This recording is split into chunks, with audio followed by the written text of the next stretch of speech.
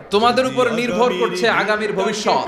যুবকরা যদি ইসলামের পথে আসে ভালো থাকবে বাংলাদেশ, কারণ যুবকদের মধ্যে আছে প্রাণ ঢালা উচ্ছ্বাস।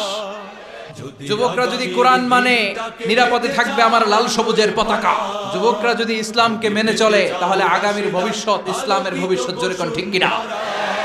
এরকম সুশৃঙ্খল ঢাকা আমি আমার বয়সে কখনো দেখিনি। আমি ঢাকাতে আছি প্রায় 20 বছর, এরকম সুশৃঙ্খল ঢাকা কখনো দেখিনি।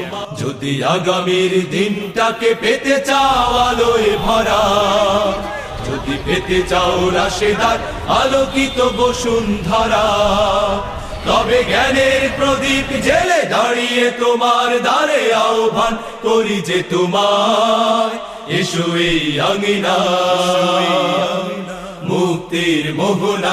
আগামীতে ক্ষমতায় তরুণ প্রজন্মই আসুক, সুন্দরভাবে দেশ গড়ুক। আমরা আমাদের দেশটাকে উন্নয়ন করার জন্য যতটুকু সম্ভব আমাদের পক্ষ থেকে আমরা ততটুকু করেই যাচ্ছি। এখানে যতদিন পুলিশটা আসছে আমরা দায়িত্ব পালন করবো, আমরা দায়িত্ব জীবনে আমরা আগামী বাংলাদেশটা একদম জেনি ক্ষমতায় আসবে নিরপেক্ষ।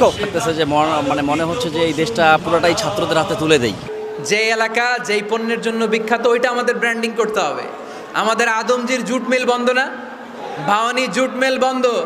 আমাদের পাট শিল্পকে ধ্বংস করে দিয়ে ইন্ডিয়া এখন ওই কটনের পাঞ্জাবি বানায়, জুট কটনের পাঞ্জাবি, আছে না নাই? পুরা বাংলাদেশের মার্কেট এই জুট কটনের পাঞ্জাবি দিয়ে সয়লাভ। আমাদের বাংলাদেশের পাট দিয়ে যদি আমরা মিহি পাঞ্জাবি বানাতে পারতাম, গোটা বিশ্ববাজারকে আমরা দখল করে নিতে পারতাম, ঠিক কিনা? এজন্য আমাদেরকে নতুন নতুন আইডিয়া জেনারেট করতে হবে। চাকরির পিছনে বসে থাকলে চলবে না। আর আজান যদি হয়ে যায় ছুটে যাব মসজিদে, আর নামাজ শেষ হলে আমরা আমাদের কাজের দিকে চলে যাব। চিল্লায় বলেন ঠিক কিনা? যেটাই করব আমরা ভালোভাবে করব। মালয়েশিয়াতে একটা এলাকা আছে ক্যামেরুন হাইল্যান্ড, ওরা পাহাড়ের মধ্যে চাষাবাদ করে গোটা মালয়েশিয়ার খাদ্যদ্রব্যের অভাবকে মুক্ত করে দিয়েছে। পাহাড়ের মধ্যে ওখানে ফুলের বাগান, ক্যামেরুন হাইল্যান্ড প্রায় 6000 ফিট উঁচু, প্রচণ্ড ঠান্ডা। এই ঠান্ডা পাহাড়ে হিল ট্রাক্স এরিয়াতে মালয়েশিয়ার এই ক্যামেরুন হাইল্যান্ডে ওখানে আছে ফুলের বাগান, আছে ফলের বাগান, আছে চায়ের বাগান, ওখানে মধুর চাষ হয়, ওখানে শাকসবজি চাষ হয়, ওখানে অনেক কিছু চাষাবাদ হয়। ওই ফলমূল শাকসবজি দিয়ে গোটা মালয়েশিয়ার 14টা স্টেটে যত শাক সবজি ফলমূল লাগবে ওরা আঞ্জাম দেয়। আর আমরা আমাদের সমতল ভূমিতে চাষ করতে চাই না।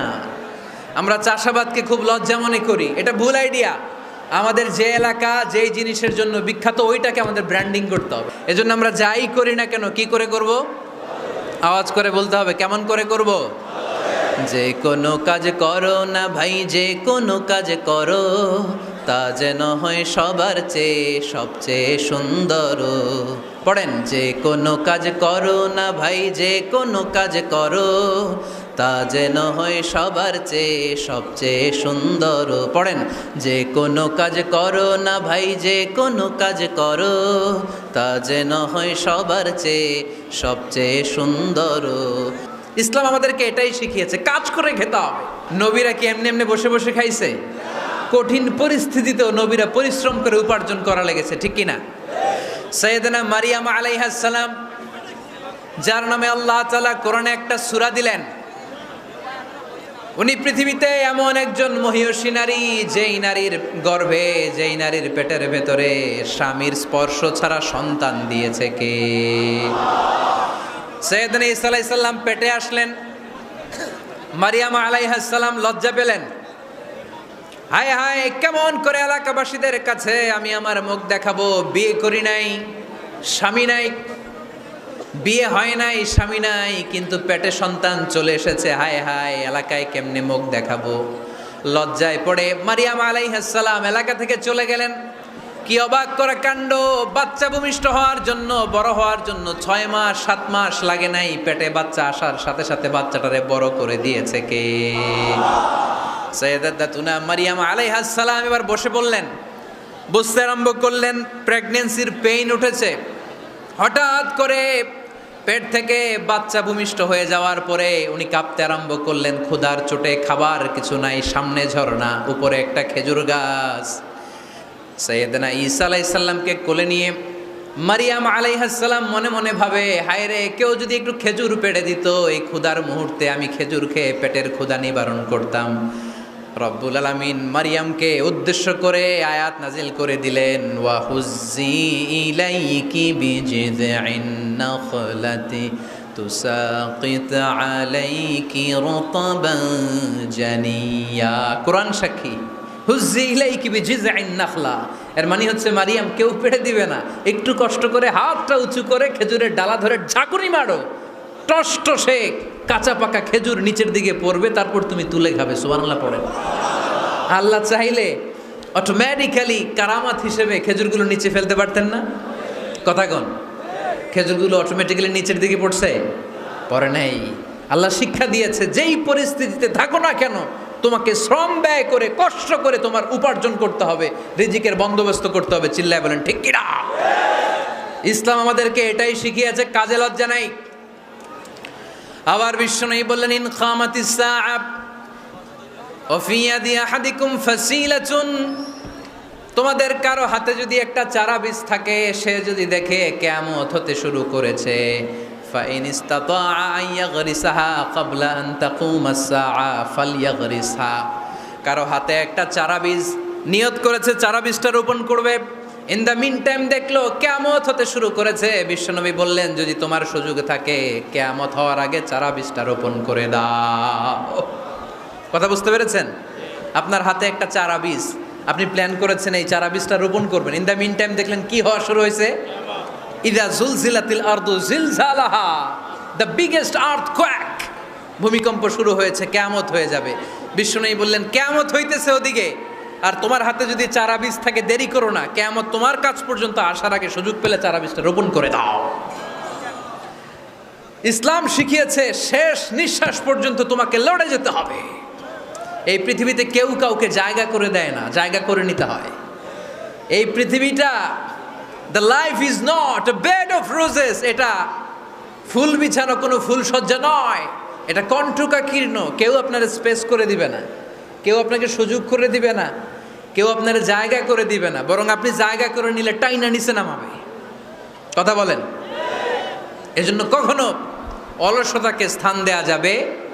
রসুল বাত্তালি দুক্কানু শয়তান, অলস মস্তিষ্ক শয়তানের আড্ডা। অলস যদি কেউ থাকে এটারে টেনে বেঁধে কাজে নামাবেন, পারা যাবে? মুমিনের জীবনে কোনো অলসতা নেই। অলস হয় মুনাফিকরা। অলস হয় কারা? চিল্লায় বলতে হবে। মুমিনরা অলস হয়? অলস হয় কারা? এজন্য আমরা কি অলস হতে চাই না কর্মঠ হতে চাই? যে আমরা অলস সময় কাটাবো না, আমরা আমাদের এই সময়গুলোকে প্রোডাক্টিভ ওয়েতে কাজে লাগাবো, কোনো না কোনো কাজের সাথে জড়িত হব। Never under estimate any job, whether it's big or small, বড় হোক বা ছোট হোক, কোনো কাজকে আমরা ছোট করে দেখব না। যে কোনো কাজ করো না ভাই, যে কোনো কাজ করো তা যেন হয় সবার চেয়ে সবচেয়ে সুন্দর। আমাদের অবসর সময়গুলোকে কাজে লাগানোর দরকার আছে না নাই? আমরা নিজেদেরকে কর্মঠ করে, কর্মজীবী হিসেবে, শ্রমজীবী হিসেবে নিজেদেরকে প্রতিষ্ঠিত করতে চাই। রাজি আছে মুসলমান? লজ্জা কিসে? লজ্জা কিসে? অনেকে টাঙ্কি মারে, এদিক সেদিক ঘুরে, আর বলে আমার আব্বা চেয়ারম্যান। আরে তোর আব্বা চেয়ারম্যান, তুই কি? কয় আমার আব্বা MP, member of the parliament. আরে তোর বাবা এমপি, এটা তো তার গৌরব, তোর কি আছে সেটা বল। এজন্য নিজের পায়ে দাঁড়াবো। অলসতার সাথে আমাদের কোনো সম্পর্ক, আর সব সময় কর্মঠ থাকবো, এনার্জেটিক থাকবো, নিজের পায়ে দাঁড়াবো, আইডিয়া জেনারেট করব, এন্টারপ্রেনার হওয়ার চেষ্টা করব, নতুন নতুন উদ্যোক্তা হওয়ার মাধ্যমে আমরা আমাদের নিজেদের ভাগ্য পরিবর্তনের চেষ্টা করব। কারণ আল্লাহ বলেছেন, ইন্নাল্লাহা লা ইউগাইয়িরু মা বিকাউমিন হাত্তা ইউগাইয়িরু মা বিআনফুসিহিম। আল্লাহ তাআলা ততক্ষণ পর্যন্ত কোনো জাতির ভাগ্যের চাকার পরিবর্তন করে না যতক্ষণ পর্যন্ত ওই জাতি নিজে নিজের ভাগ্যের চাকার পরিবর্তন করতে না চায়। চিল্লা এখন ঠিক কিনা? লাকাদ খালাকনাল ইনসানা ফি কাবাদ, আমি মানব জাতিকে কষ্ট সহিষ্ণু আর কর্ম সহিষ্ণু করে তৈরি করেছি। স্রষ্টা আমাদেরকে সৃষ্টি করে এক সংগ্রামে ঠেলে দিয়েছে। এখানে সংগ্রাম না করলে বেঁচে থাকা যায়? আমাদের সংগ্রামটা শুরু হয়েছে যখন আমরা মায়ের পেট থেকে বেরিয়েছি, ঠিক কিনা? একটা বাবার স্পার্মের মধ্যে 2 কোটি যদি শুক্রাণু না থাকে, সেখান থেকে সন্তান হয় না। তার মানে এই 2 কোটি শুক্রাণুর মধ্য থেকে আপনি একজন সফল মানুষ, যিনি বাকি 2 কোটির মধ্য থেকে সব শুক্রাণুগুলোকে হারিয়ে আপনি সফল হতে পেরেছেন। সেখান থেকে দুনিয়ার বুকে আপনি যখন এসেছেন, আপনাকে সংগ্রাম করে আসতে হয়েছে। যারা সিজারের মাধ্যমে পৃথিবীতে আসে তাদের এই সংগ্রামটা থাকে না, কিন্তু যারা নর্মাল প্রসেসে পৃথিবীতে আসে তাদের প্রচণ্ড সংগ্রাম করে প্রচণ্ড চাপা খেয়ে পৃথিবীতে আসতে হয়, ঠিক কিনা? কারণ আমাদের সাইজ ছিল অনেক বড়, আমাদের মায়ের যে অঙ্গটা দিয়ে আমরা পৃথিবীতে আসব ওই জায়গাটা ছিল খুবই সরু। আমাকে সংগ্রাম করে, আমাকে যুদ্ধ করে, আমার নিজের অস্তিত্বের প্রমাণ দিয়ে চিৎকার মেরে এই পৃথিবীতে আসতে হয়েছে। চিল্লায় বলো ঠিক কিনা? এজন্য এই পৃথিবীর বুকে আমরা যতদিন থাকবো সংগ্রাম করে বাঁচতে হবে, ঠিক কিনা? পরিশ্রমে লজ্জা আছে?